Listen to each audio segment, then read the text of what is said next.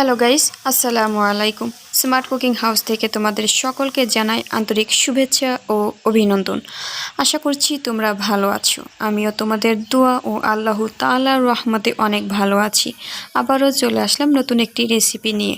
আশা করছি রেসিপিটা তোমাদের অনেক ভালো লাগবে।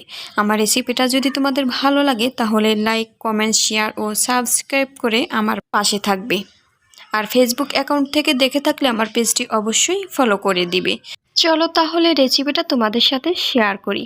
এখানে আমি কিছু পটল কেটে নিয়েছি, আর পটল আমি 4 ভাগে করে কেটে নিয়েছি। আর নিয়েছি একটি টমেটো কুচি, নিয়েছি পেঁয়াজ কুচি আর মরিচ কুচি।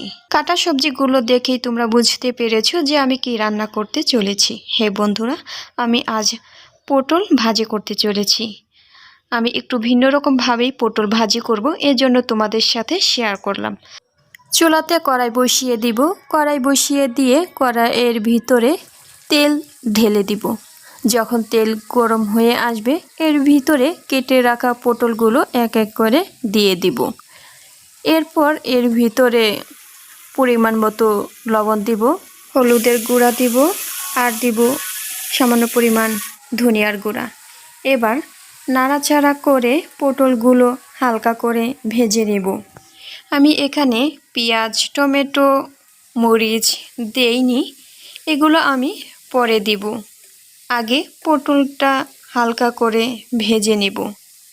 নাড়াচাড়া করে নিয়ে ঢাকনা দিয়ে ঢেকে কিছুক্ষণ রান্না করে নেব।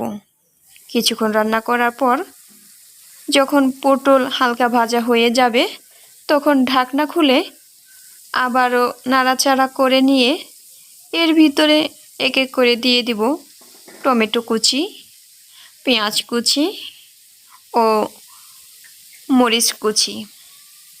এবার নাড়াচাড়া করে নিয়ে পটল ভালোভাবে ভেজে নিব। এইভাবে পটল ভাজি করলে আমার কাছে খেতে অনেক ভালো লাগে। পটলের তরকারি আমার কাছে খুবই ভালো লাগে। বলতে গেলে পটল আমার খুবই ফেভারিট একটি সবজি। আমার মতো আর কে কে পটল খেতে ভালোবাসো তা আমাকে কমেন্টস করে জানাবে। এবার ঢাকনা দিয়ে ঢেকে কিছুক্ষণ রান্না করে নেব। এরপর ঢাকনা খুলে আবার নাড়াচাড়া করে নেব। দেখতেই পাচ্ছো আমার পটল অনেক সুন্দরভাবে ভাজা হয়ে গিয়েছে। তোমাদের দোয়ায় আমার 500 সাবস্ক্রাইবার পূরণ হয়ে গিয়েছে। তোমরা পাশে থাকলে ইনশাল্লাহ আরও অনেক দূর পর্যন্ত এগিয়ে যেতে পারবো। আমার ভিডিওগুলো তোমাদের কাছে কেমন লাগে তা কমেন্টস করে জানাবে। আরও নতুন নতুন রেসিপি পেতে আমার চ্যানেলটি অবশ্যই সাবস্ক্রাইব করে রাখবে। আজ এ পর্যন্তই, আবার দেখা হবে নতুন কোনো ভিডিওতে। সেই পর্যন্ত ভালো থেকো, সুস্থ থেকো। আল্লাহ হাফেজ।